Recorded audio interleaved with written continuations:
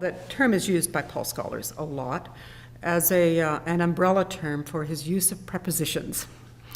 The prepositions in and with, primarily, and sometimes under, but in. He will talk about being in another and another being in one. He says this in regard to Christ and to the Holy Spirit, but he also uses, of. We are members of one another.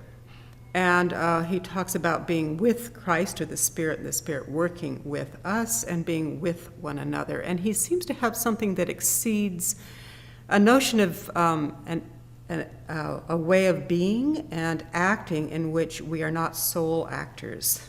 We are always in such an intimate relationship with another that it constitutes our very being.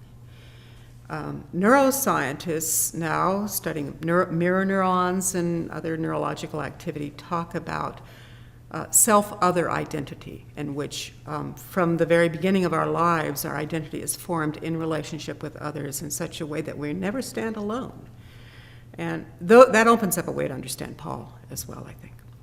Many examples come from infancy and child development, and we'll look at how, for example, infants imitate faces within an hour of birth. They don't have any knowledge of their own face, and yet they're imitating another face. And this imitation seems to be a way in which we take in another into ourselves.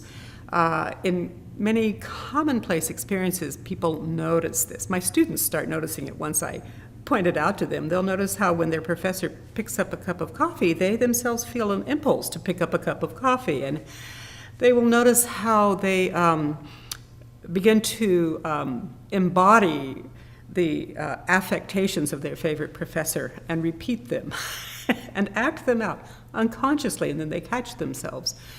So that's one kind of example. Another example comes from a surprising source, which is the biographies or autobiographies of autistic people, who have often been the poster child for philosophy of the person alone, and yet in their own, when they are able to communicate, they will talk about how the physical help from another helps them have agency over their own bodies.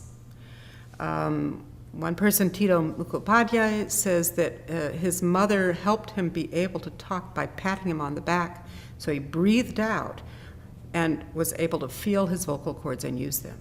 This is a participatory, embodied facilitation of agency, of the actions of the person, and it requires other people for it to happen.